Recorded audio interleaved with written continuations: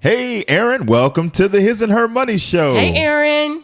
Hi, guys. Thanks for having me on. No, thank you for coming on, because you're quite the expert in a topic that a lot of people need to learn more about, especially if they're on their way to financial freedom.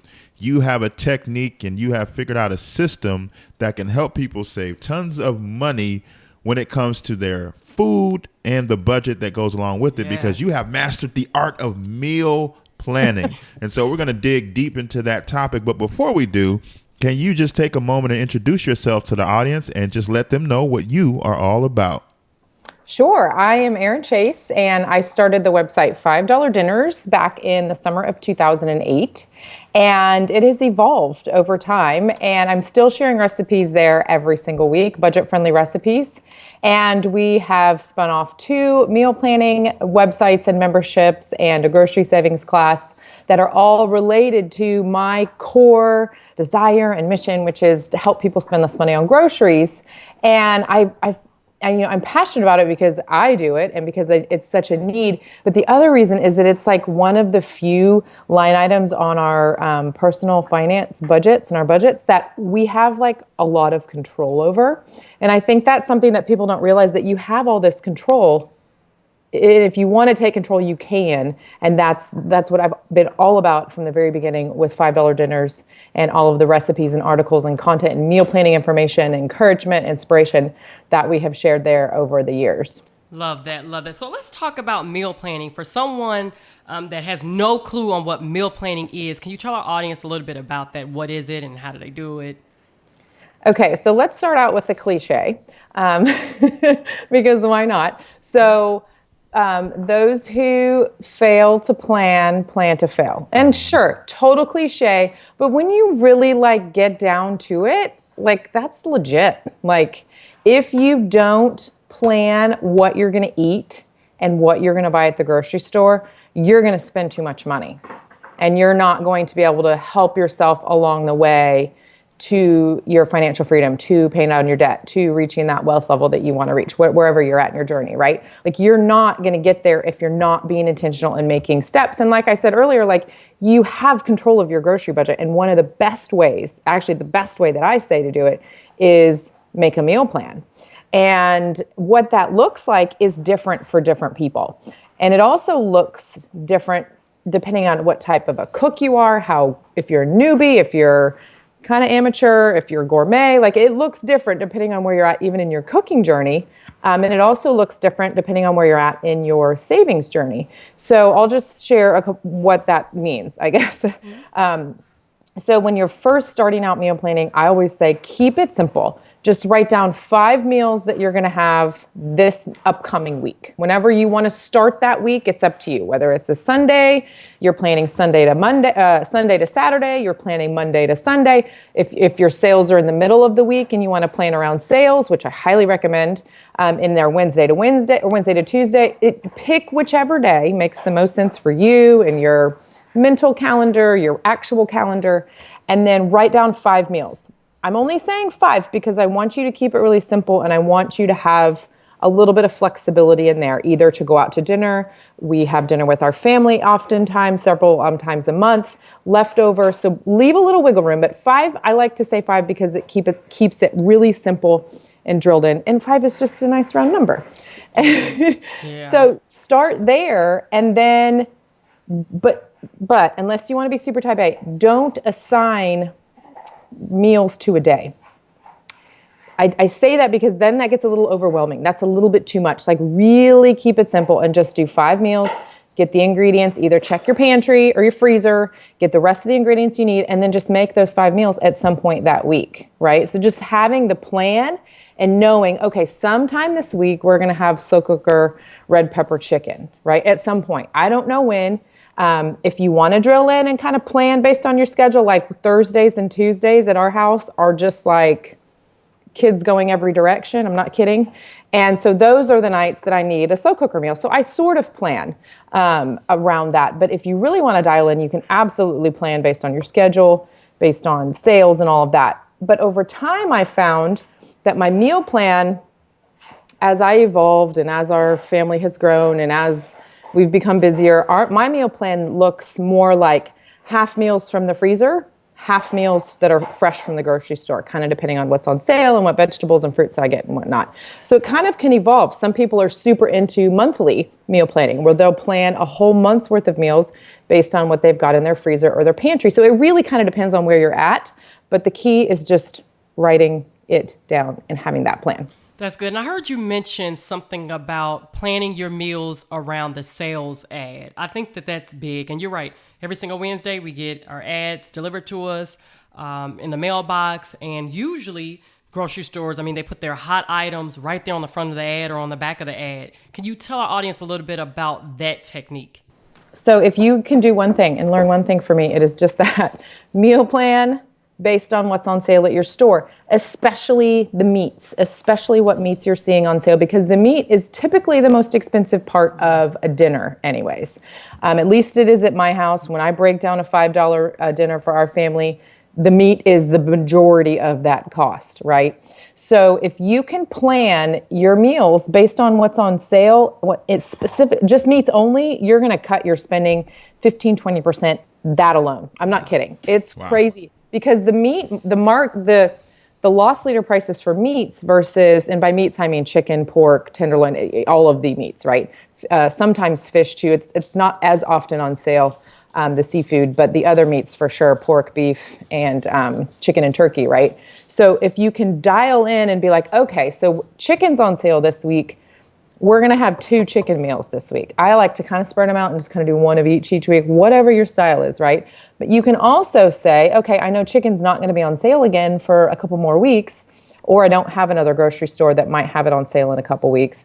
Then you want to buy enough to last you a couple of weeks, because would you rather pay here locally, it's $4.99 a pound, not on sale, right? Or would you rather pay $1.99 a pound when it is on sale?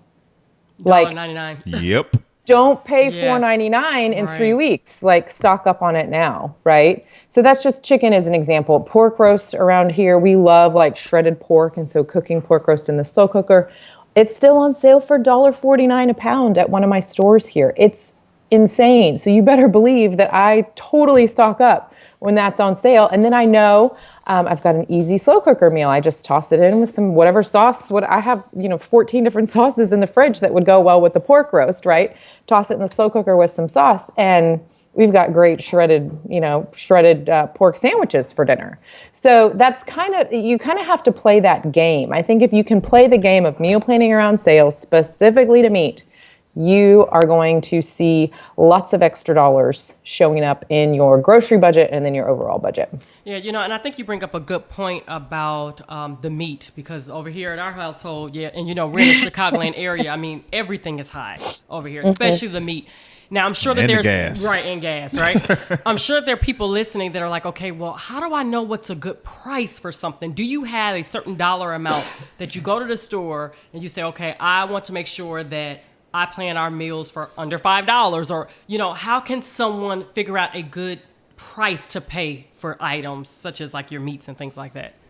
So prices for meats are going to be the loss leader prices, which you mentioned earlier. Those are the prices you see on the front page of your circular. You can get the circular in your store's phone app. You can get it on their website. You can have it emailed to you. It comes in the mail. It's in the newspaper. Like, it's not hard to find the ads. You might have to go looking for them, but when you do go looking for them, have them sent to you. Set up text note or push notifications on their app. Set up email so that it comes to you, right? That's all there. And so start looking. Just knowing what the prices are in your area, just looking for the loss leaders and just keeping a short list of like 5 or 6 different cuts of meat that you buy often, and you'll start to see real quickly. And the reason I'm saying this is because it does really vary by region. But I actually have a bunch of different grocery ads on $5 dinners from all over the country, and I look every now and then, and I still see most meats, pork for sure and chicken for sure, under $2.49 a pound. All over the place.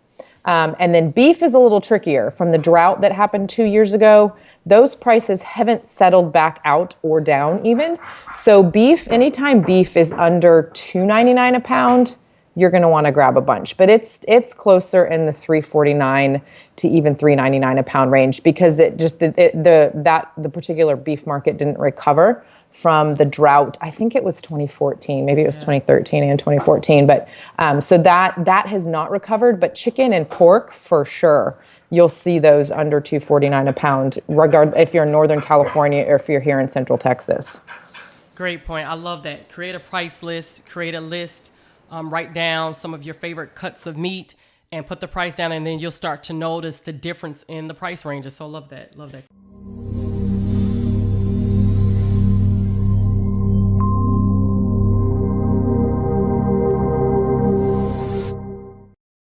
Imagine a life where your money isn't strangled by mortgage payments. Imagine what you could do when you don't have to send them money that you work so hard for. Come get simple, powerful, and real solutions to eliminating monthly mortgage payments forever. America's #1 money couple presents Crush My Mortgage. In this exclusive course, you will be equipped with strategies to help you move faster toward the promised land of owning your house free and clear. Learn strategies to help you in the areas of payment acceleration, extra income generation, and wealth creation, all to help you crush your mortgage. Visit crushmymortgage.com and get started today. Join us on the path to power, freedom, and legacy. That's crushmymortgage.com.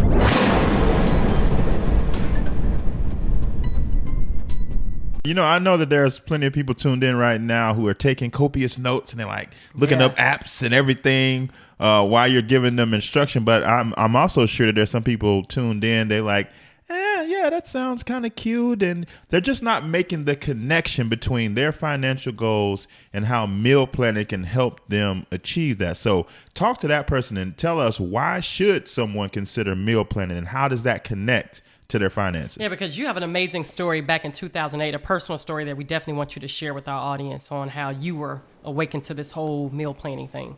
Sure. So let's go back there, because it kind of explains. And you'll see my dog over here. He's not real happy with me right now. Sorry. So 2008, the gas prices, doubled, almost tripled maybe. We were living in Southwest Ohio at the time. And my husband's a teacher salary, loves his job, but teacher salary. And I wasn't working at the time. We had 2 small kiddos. And so we were just looking at our budget, just getting pinched and squeezed. And he had a long commute, 25 minutes each way, which hurts when the gas price doubles and triples.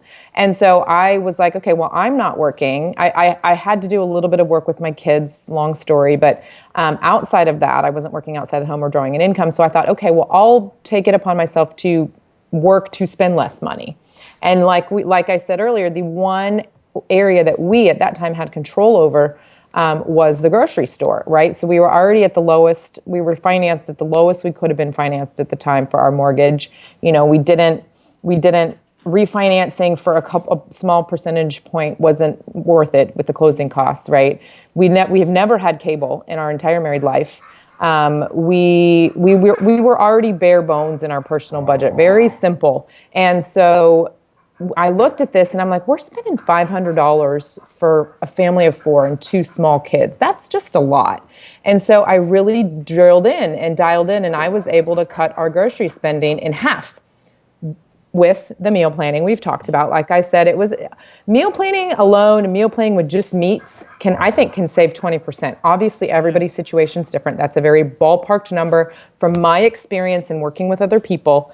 It's not like research data, actual data. But I've talked to plenty of people and can say that with confidence. And if you can meal plan what's on sale at your store for meat specifically, add in some produce, add in other things like pasta. When pasta's under $1 a pound, please buy a bunch and put it in your pantry, right? There's coupons for pasta a lot too. So when you do the meal planning and you do the strategic shopping, and then you layer meal plan or couponing on top, which we don't need to get into, but I like to think of couponing as kind of the final layer. Like if you really want to cut your grocery spending in half, you got to do, smart shopping, smart meal planning, and then couponing layered on the very top. But, if you can cut your grocery spending by 30%, let's just say, from meal planning, do that math for yourself. If you're listening, like, what are you spending right now on groceries? You're going to be afraid to look. If I tell you right now, go look, add up all of your grocery costs from the last month. And if you really want to get serious about this, add up all your food costs, right? So add up even the drive-through, the takeout, the pizza delivery, everything else on top of your grocery spending. My guess is that you're going to be shocked at how much you're spending on food. My guess. And I say that because in my class, I asked people to do that in the very first lesson, and they they had no clue. Yeah. Ignorance is not bliss when it comes to your money, right? And ignorance is not bliss when it comes to your grocery budget because you have control over that. Like, so let's say you're spending, oh my gosh, you're going to make me do math. You're spending $1,000. It's late on a Friday. You're spending $1,000 on groceries right now. Just groceries, not food. Maybe it's $1,200 for food. Yeah. If you can save 30% of that's huge. That's like preschool tuition and debt payment. And like, that's a lot of money. So if that doesn't convince you, $300, I'm just totally ballparking that. I would say that's probably about average for a family of 4 or 5. If you're not paying attention to what you're doing and you're not trying to save. That's why I feel like this is such a great subject, because you have so much control. And if you put a little bit of time, so I keep it simple, 5 meals, look at the ads and, plan 2 chicken if it's chicken and maybe a, pork chops or whatever. Plan on that and you will see big, big savings. Yeah, no, we definitely noticed big savings. And you're right, when we sit down with people as well too, and we take a look at their budget and we have them grab their last 3 months bank statements and just go through all of your itemized transactions, you will be surprised how much money they're spending on groceries, $1,000, sometimes $1,200 on food. I mean, and you're right. You have control over that. And I think a lot of times they don't even know that for sure, No, because they're just going and swiping. They don't think that, right. And then, but when you take a look and you really sit at down the numbers and you start pulling out the calculator, you're like, whoa, because you, like you said at the very beginning, you're failing to plan. Absolutely. And so thus you're planning to fail. Now, what about this, Erin? I've heard so many people say this before, and quite frankly, I think that it's an excuse. They say, well, I eat healthier options, or I eat healthy foods. A lot of the foods that you're going to find on the ads and things like that is a lot of junk food. And so how can I really save any money doing this? What would you say to them? So I would say I'm 5'9", 155 pounds, tall, skinny girl, and I eat healthy. So you know what, actually, Let's go way back. So actually in 2008, I actually saw a segment on Rachel Ray's show with her and Whoopi Goldberg they were just discussing this. At the time, it was a fat tax, I think in the state of Arkansas, which basically said, if your insurance premiums are going to X 2X or whatever it was, if you're this much weight and you don't lose this much weight. Like, they were basically trying to make people lose weight by doubling their premiums. I don't remember the exact numbers. They were arguing about this on the show, and then they were saying how it was too expensive to eat healthy. So I hop on her website and I read into her show, and I was like, you guys are full of baloney. Here's X, Y, and Z, what you need to know. And I was on her show a couple months later. Nice. Because it's not true. Right, it's just not. If you really want to eat healthy, you're going to be cooking at home more than you're going to be eating out. Or if you are eating out, you're going to make really smart choices as to where you're eating out and then what you're ordering from where you're eating out, right? It's the cost of a salad at Chick-fil-A is no different from the cost of a number one with a root beer. It's no different, maybe 50 cents, but it's really not that much different. So much healthier option, right? And the same thing I think applies in the grocery store. Like a box of Hamburger Helper, you still have to buy the meat. The pasta is actually less than the box of the Hamburger Helper, and you can make a homemade sauce using spices you have in your pantry that don't really cost really anymore. Sure, you have to buy them originally, but it's a fraction of the cost of tossing in some homemade ranch spices versus getting the ranch pasta skillet dinner from the Homemade Helper. Does that make sense? Yes, absolutely. So to me, the way I see it, and I've studied grocery prices a lot over the last 8 years, it's not any different. It washes out what you would have bought versus what you want to buy. Now, if you're going to the store and you're going to find those like pre-packaged healthy meals with already a pre-portioned salmon and a pre-portioned this and a pre-portioned that, yes, that's going to be more expensive. But if you buy each of those things individually, it's going to be less than the pre-thing because convenience costs, right? So you just have to be smart about balancing your time. Maybe that convenience thing is something you need this particular week, right? And it's worth spending that extra dollar on. But I would say if you are drilling in and paying down debt and working hard to reach your financial goals, you don't get to buy that extra dollar salmon. You just don't get to. You don't have that luxury if you're in that situation. Splurge on occasion, plan for that, right? Like build that in. It all goes back to planning, right? Like if you know you have a stressful week, or obviously I'm not talking about if something terrible is going on in your life, right? But if you're just cruising through, you don't have that excuse. You don't get to buy that prepackaged little salmon pack with the kale next to it and whatever. Just buy some kale and buy some salmon and make it. Love it. That sounds doable. No, I totally agree with you. So let's talk about some tools of the trade, Erin. If I want to get started with meal planning, what are your must-have tools so that I can get organized and get rolling? Am I allowed to brag about my own tools? Come on, absolutely. Yes. Okay, so we have a whole bunch of different free downloads available on $5 dinners. They are all in our store, so but they're free. They don't cost anything. You just have to pretend to check out, even though you don't really check out. So there's a bunch of printable templates if you want to do a monthly meal plan. If you want to do weekly, I have a shopping list with a meal plan next to it that I love to use. I use that one the most often. I have them broken down by categories of the store, so you can quickly make your shopping list, from your plan. So all of that is a great resource. And we also have 2 membership sites. One of them is a weekly meal plan where we send you ideas every single week, and we will soon have a web app for that where you can build your own. It's coming. We're working on it. We're about to start our beta phase for that. And so that's really exciting. That's been the most requested feature since we started that service 2 years ago. And we are finally getting around to it because we finally found the right team to develop it for us, design and develop it. Super, super geeking out about that. So that's just every single week. Meals, soon you'll be able to build your own, or we have people who use it to the T, and we have people to use it sort of as a base and inspiration.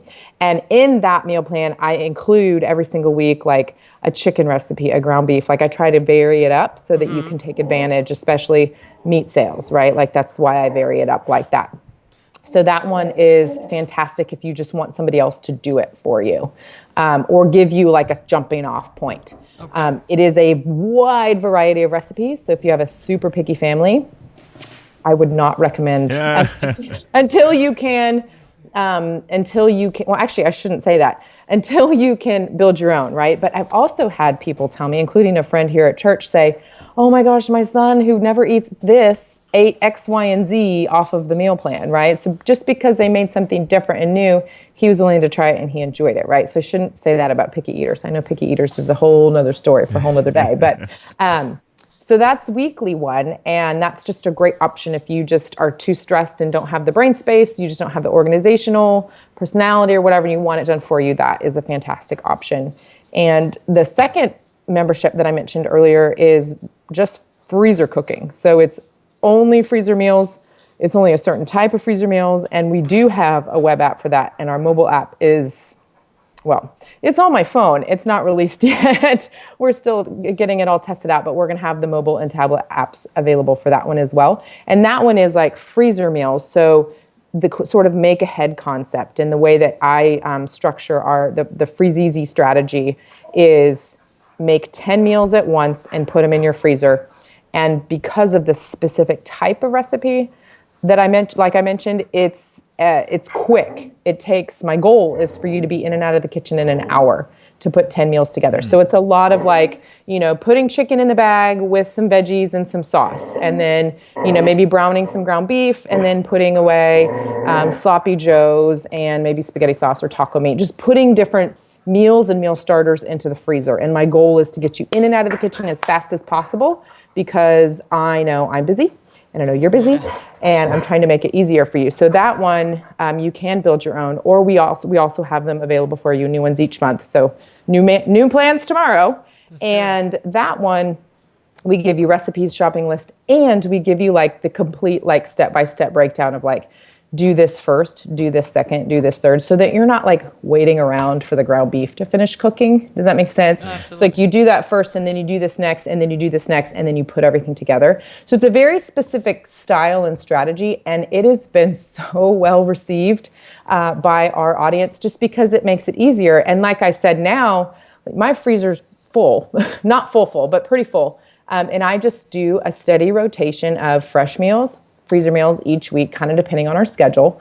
And it's really a great tool and resource for having backup. That's what I like to call it. It's like you just have backup, right? Like if I get stuck, this happened the other day, get stuck at the pediatrician's office in the last appointment of the day, like, no, thank you. I don't want to be sitting here at 4:45. I'd rather be at home trying to get dinner ready. So I just came and I pulled a tray of salmon that I had already prepared in a little tray, pulled it out, put it in a little shallow dish of water for 5 or 10 minutes, and put it in the oven to cook.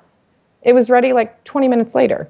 So that's just that I didn't have to go spend $25 at Chick-fil-A on my way home because I already had dinner here. Does that make sense? That's wonderful. And you So know, those are my favorite tools, but they're Yeah. also mine because I created them. yeah, no, and I must say that I do love, I love your site and I love all of your tools as well too. So we will definitely make sure that we have all of the links in the show notes. If you're watching on YouTube, just check the description box there. And when your apps are available, we will make sure that we will update the show notes as well as the description box. So definitely grab all your links down there. And I heard you mention freezer cooking. For somebody that's like, oh, freezer cooking, what is that? You're getting some meals out of the freezer as well too. And that's become really, really popular as of lately. Can you explain what freezer cooking meals are? Yes. So they are either meals or meal starters, as I like to call them, that go into the freezer. And so it could be any. I typically do them into bags, but sometimes I'll do them into disposable like foil pans or trays. If it's a casserole, I don't love to freeze casseroles. It's not my favorite thing. But depending on the casserole, I will.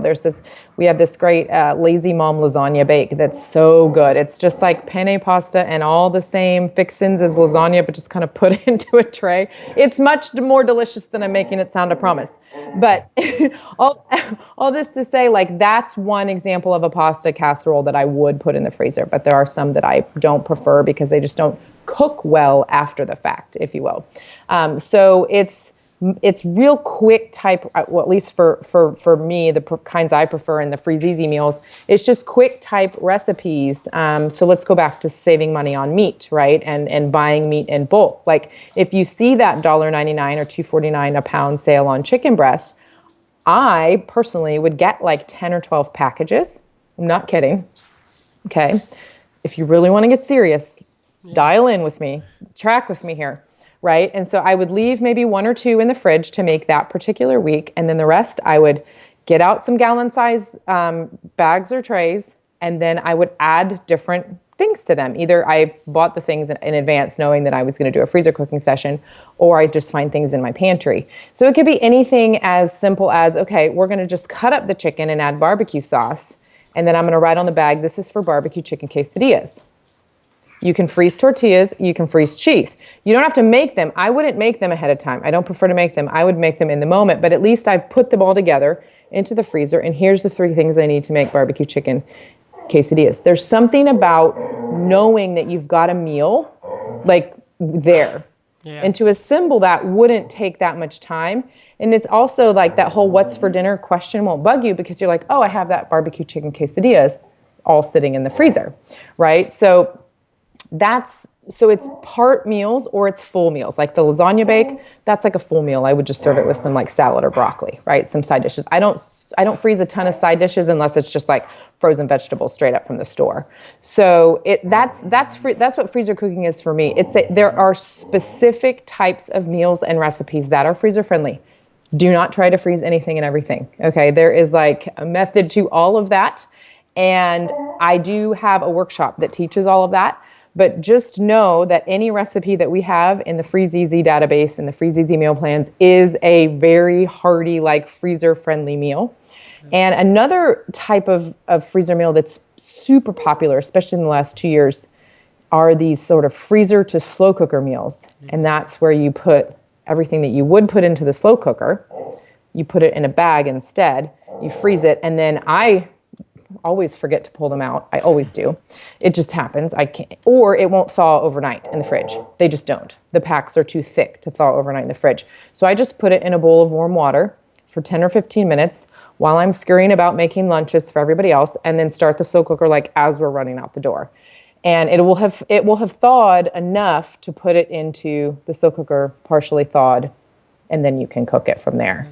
So there's a very specific type of recipe and combinations of meats and vegetables and sauces that work really well in that freezer to slow cooker style or strategy. Awesome. Now, Erin, I'm sure that there's somebody that's, they're like, I don't know. I just don't know. Whether it's a lack of time in their mind, or whether it's a lack of ability, or maybe even a lack of confidence. They don't know if they have what it takes to get this done. They know the benefits. They've heard you kind of spell it out, but they're just not sure if they can pull this whole meal planning thing off. What words of encouragement would you offer to that person? Okay, so first off, this is my little soapbox about feeling overwhelmed and being afraid of things. You're overwhelmed or afraid of things because you're not sure how long it's going to take. That's what you're afraid of. And that's how I am. You're not sure how long it's going to take. Like, I'm not sure how long it's going to take me to sit down and write a meal planner. I'm not sure how long it's going to take me to check my pantry to see if I have pasta. So that's the first one, is that you're just not sure how long it's going to take you. So create a little brain space. Set aside a little time while you're in the shower, like, okay, once I'm ready, 10 minutes. I'm just going to do 10 minutes and I'm going to see how far I get. I'm going to see if I can get 10 minutes down. Okay, don't go to Pinterest. Everybody will tell you the opposite. Everybody will say, go look for meal ideas on Pinterest. No, you will get overwhelmed and quit right away. Don't do that. Just start with 5 meals that your family likes. That's why I go back to the 5 meals thing, like just 5 meals. Bonus points if you can plan based on the ad, but if you can't, that's okay. Just do the 5 meals. That would be step 1, 5 meals. Step 2 would be 5 meals and check the ads and mix it up a little bit. Does that make sense? Mm-hmm. Like, we're overwhelmed because we don't know where to start, and we're afraid because we don't know how long it's going to take us to do this new thing. We don't know how to fit it into our existing routine and plan, right? So that's why I always break it down and really, really, really simple. Don't overwhelm yourself at all. Just start with 5 and just take that first step and see what the results are. See how much less you spend at the grocery store. Those results will then drive you to take the next step. Absolutely. Great Awesome. advice. Great advice. Yeah, we just got finished speaking with someone in a session, and she was able to cut her grocery bill in half just by meal planning. Just by meal planning. Yep, and she tried it for the first time last month, and she was excited. Mm-hmm. So once you take this step and you see the results, you're going to want to do it over and over and over again. So love that. Love that. Thank you so much, Erin, for taking the time out to talk with our audience today. If you guys want to find out more information about Erin, you can go to her website, $5dinners.com. You can also check the links in the description box. We'll have the show notes there, as well as in the podcast and YouTube. Erin has made this completely easy. That's right. She's done all the work. If you don't feel like you can do it or you don't have the time, just let Erin do everything for you. Yeah. Go to her website, sign up for the membership sites, and just check your inbox from there. Erin, we really appreciate you taking time to make this happen and educate our audience on this. We really appreciate it. Thank you so much for coming on the show. Thank you, Erin. Thank you for having me. I appreciate it. It was fun chatting.